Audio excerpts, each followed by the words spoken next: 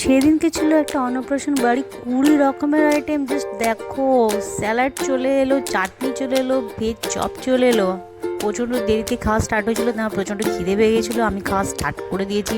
তারপরে চলে এলো বেবি ন্যান, তারপরে একে একে চলে এলো পনির টিক্কা। ওয়াও, দুর্দান্ত ছিল এটা। এটা শেষ হতে না হতে আমার পাতে এসে পড়লো লেবু আর নুন। জাস্ট দেখো তোমরা। তারপরে শাক ভাজা, তারপরে এলো আলু ভাজা, তারপরে দিয়েছিলো ভাত। আমি শাক দিয়ে স্টার্ট করেছি ডাল আসার আগে। তারপরে দিল ডাল,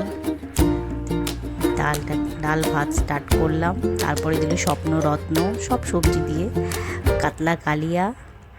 এই এলো ভেটকি মাছের পাতুরি।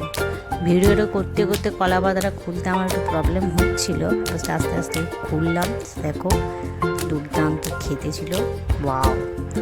তারপরে এলো ফলের চাটনি, পাঁপড় ভাজা আর পায়েস। আর সবশেষে সাথে থাকে মিষ্টি। এরকম মিষ্টি ছিল, কিন্তু আমি মিষ্টি একদম ভালোবাসি না। আর এই আইসক্রিমটা দারুণ ছিল খেতে। আর এক গ্লাস দিল হচ্ছে পার্ক।